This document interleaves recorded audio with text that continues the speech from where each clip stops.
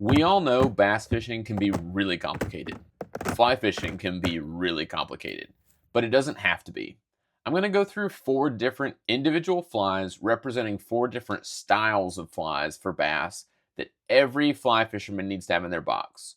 Of course, more options are great, and some days there is that secret fly, but if you have these 4 patterns or styles in some different sizes, colors, and maybe weights, you will have 95% of your bass fishing covered.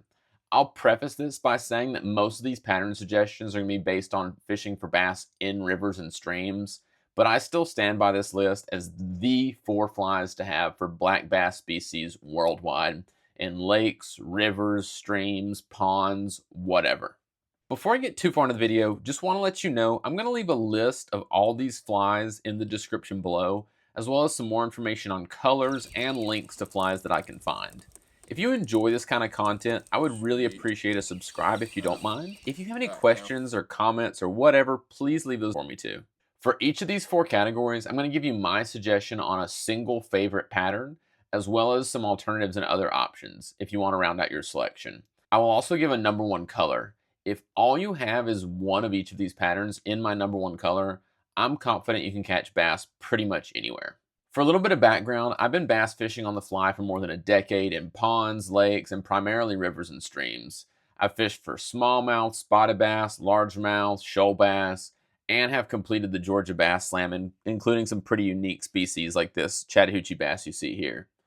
You can divide all fishing, but especially bass fishing, into 3 areas. Fish are either feeding here on the surface, they're feeding here on the bottom, or they're feeding somewhere in the middle between the 2. Pretty simple. We'll call this the mid column. Under certain conditions and certain times of the year, each of these 3 areas may be the most effective. So first is topwater. These are flies that sit on top of the water. Makes sense, right?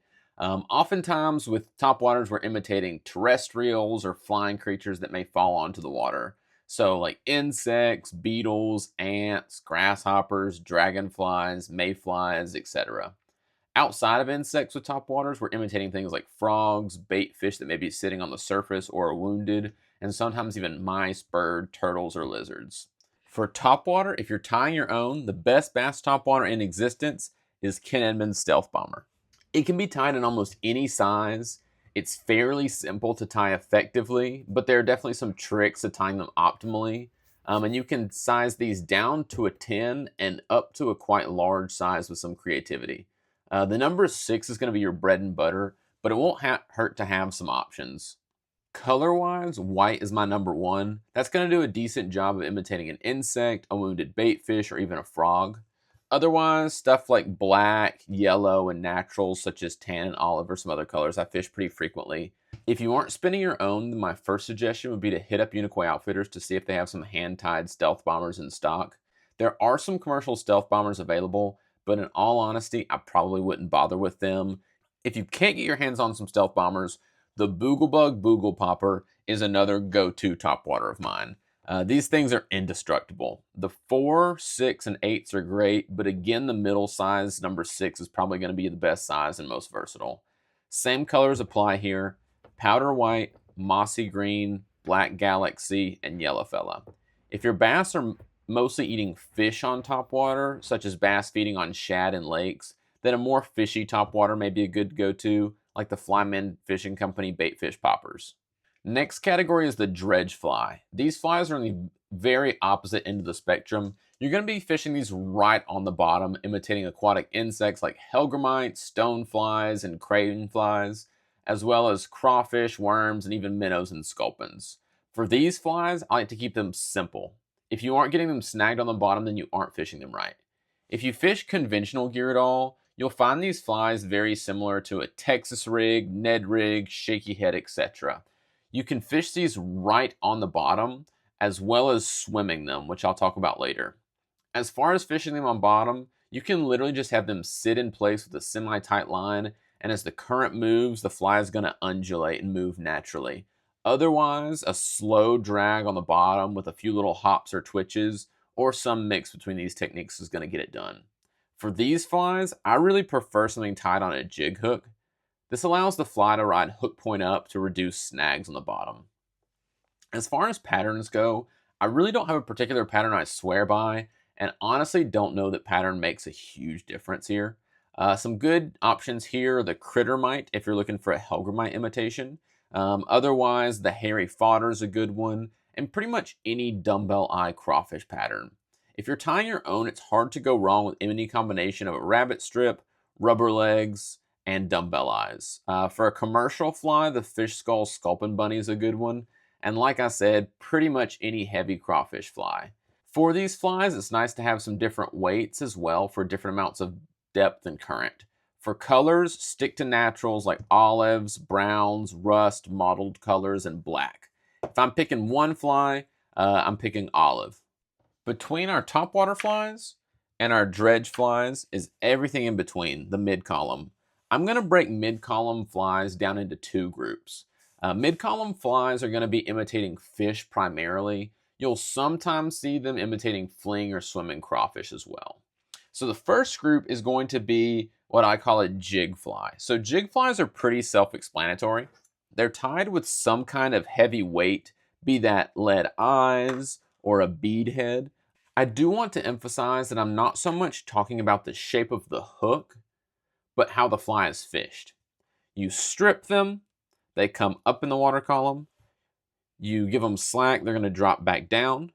You strip them, they come up. You give them slack, they go back down. So they're jigging up and down.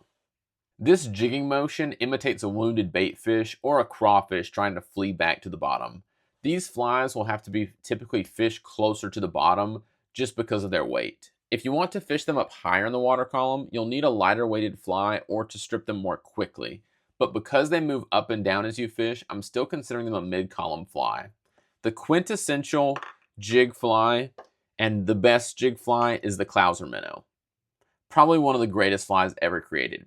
For Clousers, I would have them in some baitfish colors like white, black over white, olive over white, and chartreuse over white. My first choice here is probably white or chartreuse over white. You can also grab them in olive, rust, or brown to imitate a sculpin or crawfish. As a bonus, you can fish all those dredge flies we talked about a minute ago as jig style flies. Instead of just creeping them on the bottom with a twitch here and there, fishing them faster can elicit a reaction strike from fish. Other favorite jig style flies are things like a circus peanut, sparkle minnow, woolly booger, and pretty much any streamer pattern with a cone head, dumbbell eyes, or a fish skull. Swim flies are our last group and probably my favorite group.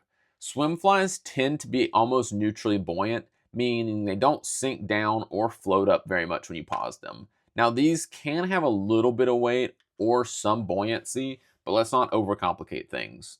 Swim flies also do exactly what their name implies. They swim. This swimming action is to mimic the action of a fish or a crawfish. What I love about swim flies is they tend to be very visual, second only to a topwater.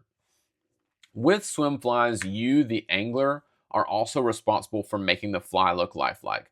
You're stripping it, pausing it, twitching it, etc. to make the fly dart and swim side to side.